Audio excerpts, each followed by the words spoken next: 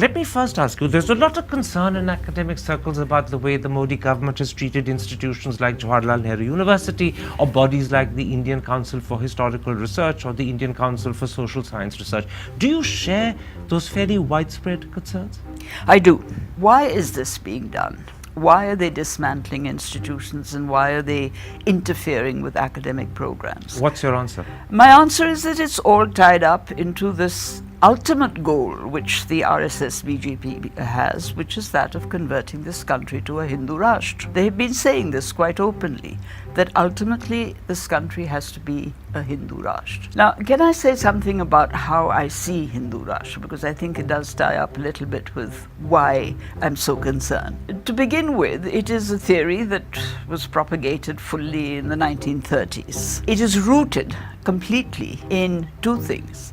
In the colonial understanding of India, which is, described in this book by James Mill, written in 1818, where he says India has always been two nations, the Hindu and the Muslim, and they've always fought each other. So the two-nation theory begins there.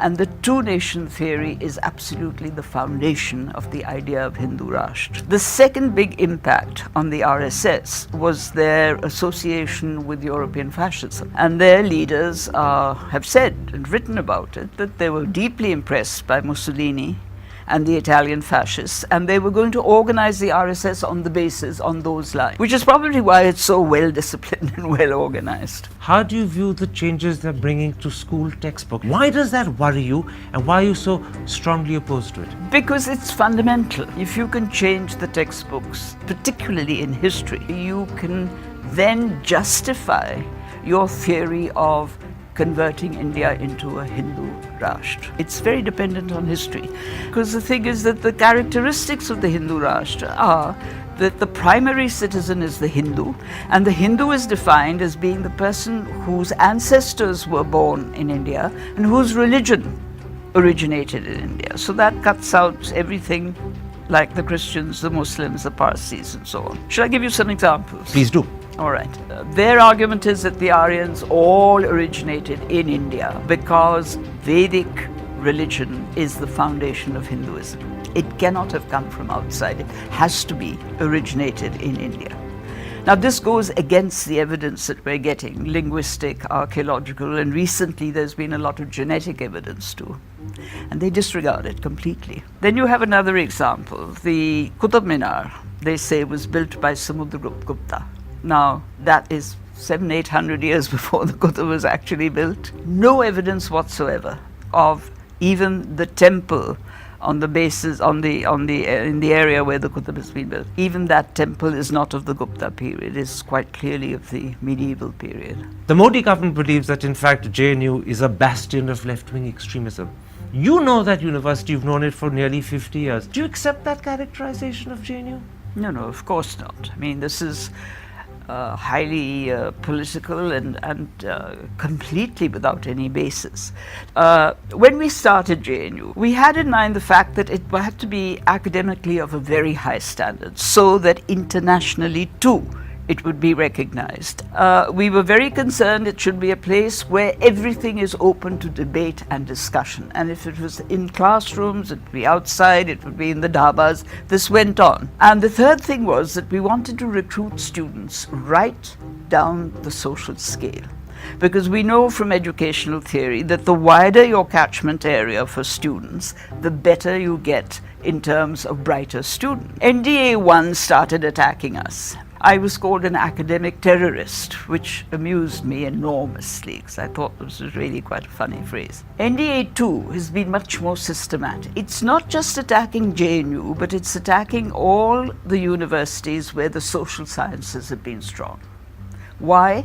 Because social science is a set of disciplines in which you analyze society, you ask questions about what's going on. Those are disturbing to any government that is wishing to be authoritarian, dictatorial, and has an agenda of changing the country to something quite different. And those, I mean, what are those subjects? Economics, sociology, modern history, and anthropology, subjects like that. This is what the Modi government, you believe, resents most of all? Most of all, that these are subjects that they have no understanding of. And so it's not just JNU, it's Jadavpur, it's Hyderabad, it's Tata Institute of Social Sciences, you name it, right around the country. The impact is one of where they are successfully dismantling these institutions by another technique which is very common to their way of thinking, infiltration. Whenever there's a position that goes vacant, they will put in one of their own people. And most of these people are,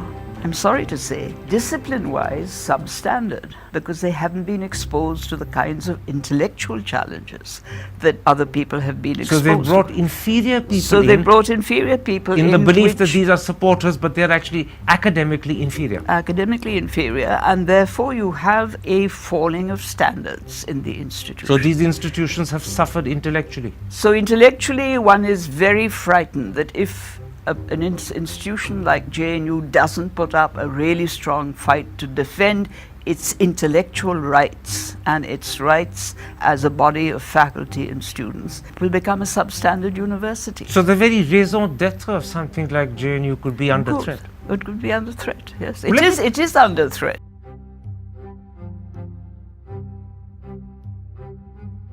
At the end of these 5 years, what is your overall impression, your overall assessment of this government? One which I think was the most public, most active in some ways, and is the one that is discussed very widely, quite rightly today, is of course the whole economic program, where you bring in things like demonetization and the whole crisis in the world of the farmers, the rural economy and so on. Jobs and GST. Jobs, unemployment, very, very important.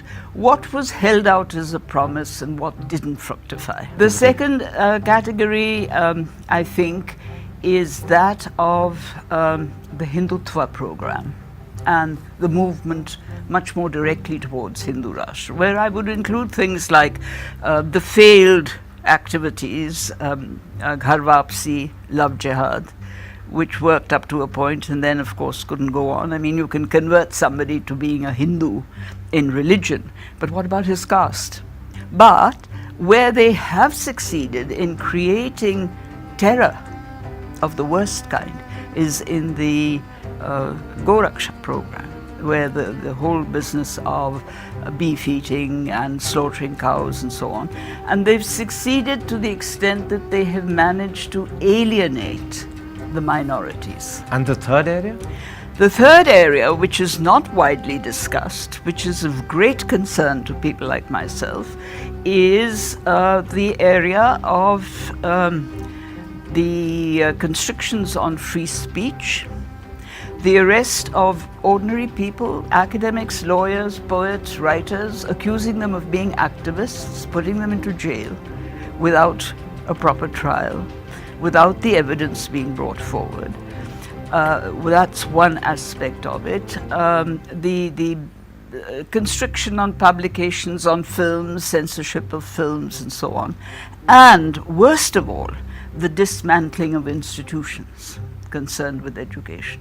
I think that this is a very crucial election. One was the first, when we established democracy and adult franchise. The second was 1977, when the people of India threw out the potential of a dictatorship. And I think this is equally important, because what we're facing today is what the last 5 years have been leading up to, which is ultimately the choice in the future between a Hindu Rashtra type of government and a secular democratic government.